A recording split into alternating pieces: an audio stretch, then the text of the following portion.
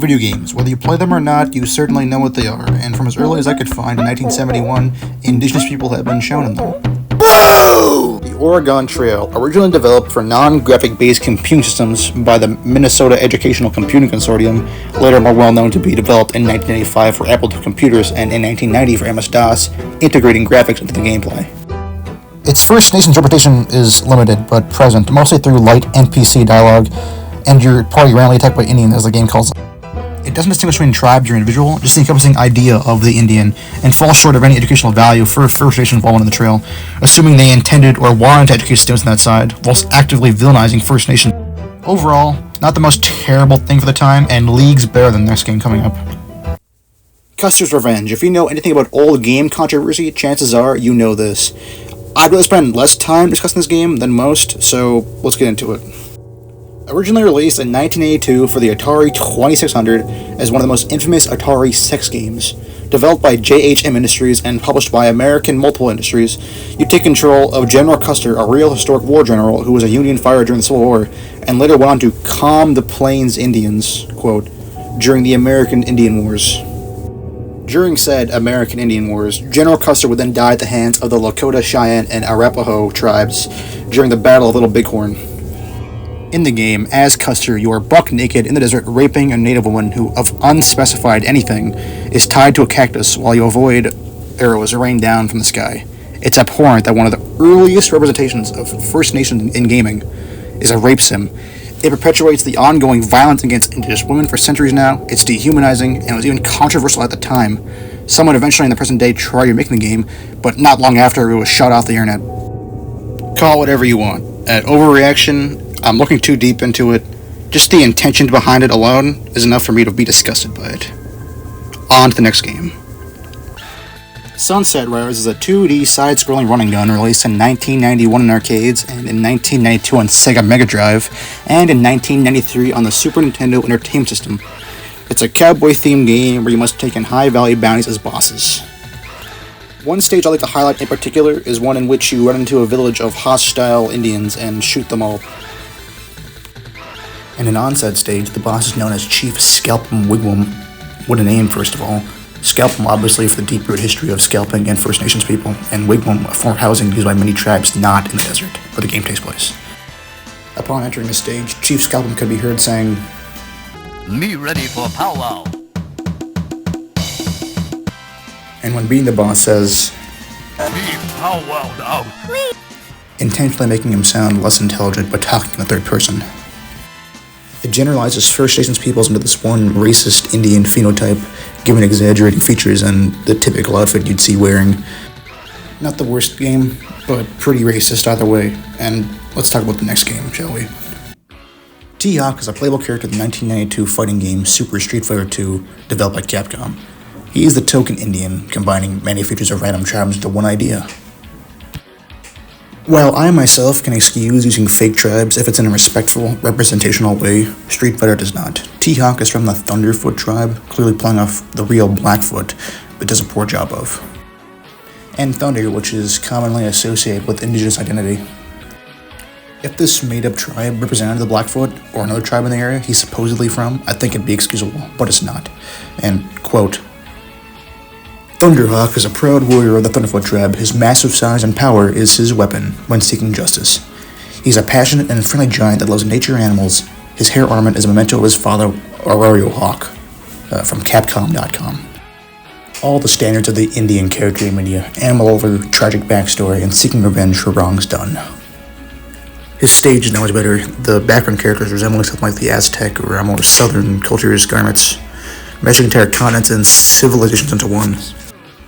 It's comparable to making a Eurasian character in your game while he's dressed in a medieval knight armor with a Chinese temple in the background and the people observing the fight are wearing turbans. Thunderhawk has the essence of a good representation, but in the end falls very short, personally, and I think is pretty racist. On to the next game. Nightwolf is a playable character first introduced in Mortal Kombat 3 on arcades in 1995, developed by Midway.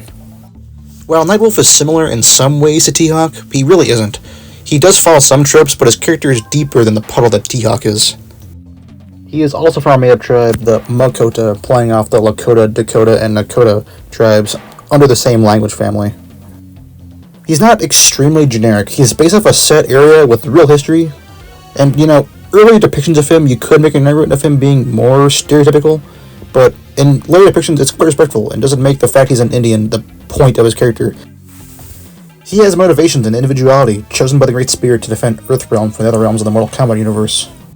And in the more recent iterations of him, they even had an actual Indigenous person play him in the game. What an idea. From here, it only really mostly goes up. Let's move on to the next game, shall we?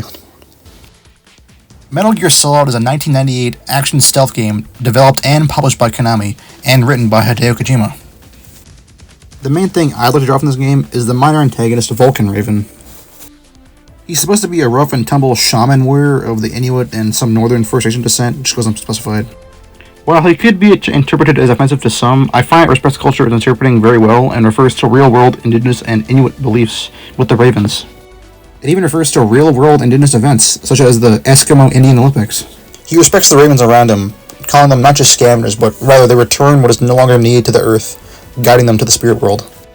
He's not portrayed as typically evil, rather someone who is constantly looking for more battle, the new strongest opponent in a way. Overall, I think pretty good for the time. On to the next game. Red Dead Revolver is a third-person shooter action-adventure game developed by Rockstar San Diego and released in 2004. The main character, Red Harlow, is half Indigenous, his father being white and his mother being Indigenous, alongside his cousin Shadow Wolf. Most of its representation is stereotypical, like the tribes are named color and then animal. I have not much to say about it. It's standard for what they're imitating, like being old Western movies. It just doesn't offer any, valuable discussion to be opened. On to the next game. Red Dead Redemption is a third-person action-adventure story game also developed by Rockstar San Diego, released in 2010. It being a sequel to Red Dead Revolver means it's also Western, taking place in 1911. As the player, you follow the protagonist John Marston as he fights his way through the West, begrudgingly working for the government to capture his outlaw partners. While limited to short shooting sections and one character who dies after 2 seconds, This is not what we agreed to. You shut your mouth, you treacherous snake! Holy shit. the First Nation representation is limited to enemies of the protagonist. Follow me! Kill the stars! Marston! You have to get us out of here! Just keep your... However, I think it plays to an advantage in some ways, as John Marston is forced to work with the military and government. It showcases the violence towards disgruntled First Nations groups in a very accurate way. Is it perfect? No, not at all. It has many flaws with how it's showcased, but during my playthrough and subsequent, nothing has stuck out as overly offensive to me. Let's move on to its sequel, shall we? Red Dead Redemption 2 is the cinematic prequel to the extremely well-received Red Dead Redemption. Released in 2017 and developed by Rockstar Games, it takes place in 1899, following the protagonist Arthur Morgan as they evade the law throughout the fictional America as they increasingly head east. They parody a lot of real life in this game, but always based on reality with tons of background research.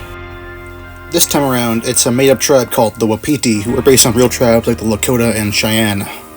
There's even a reserve you can go up to, showcasing the horrible living conditions and struggles with the government for resources. We first meet Rainsfall, the chief, and his son, Eagle Flies, attempting to plead with the local government to stop the big oil company Cornwall, Kerosene, and Tar from bargaining their land, because Cornwall and his company suspect that there's oil there. We even stop the military from preventing medicines getting to the reserve and attempts to kill off the tribe.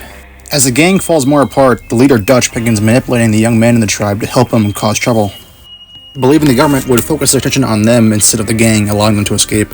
Eventually, Eagle Flies dies due to Dutch's negligence. Another prominent character in the game is Charles Smith, who had a First Nations mother and a black father.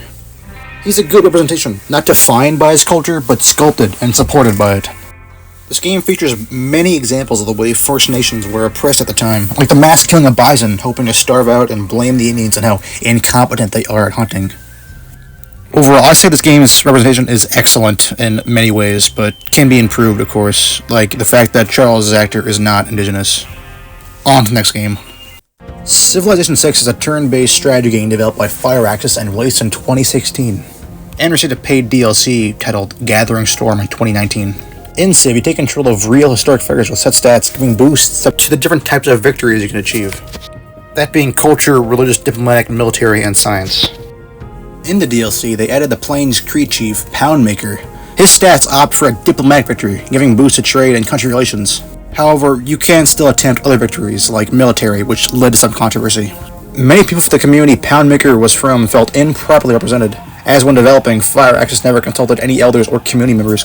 Despite its shortcomings, I think the representation is pretty okay. These are a few of, I'm sure, more examples of First Nations in gaming. Recently, there has been a few games made by Indigenous-led and owned indie developers. However, I do not have the funds to buy the games, so I saw it unfit to discuss them. Now, how can we improve? My first thought is to consult those you wish to add or make a game about, which is always a good start. The craziest thought, have Indigenous people play Indigenous people on games. While I know it's not always possible, consult the dialogue or script writing, you know? Speak to community elders on whether it's appropriate to do a certain thing, or say something, or show something. Because bad representation is just as bad as if there was a no representation. Thank you for watching and listening to this video. This is my presentation. Zacharian Summers signing out.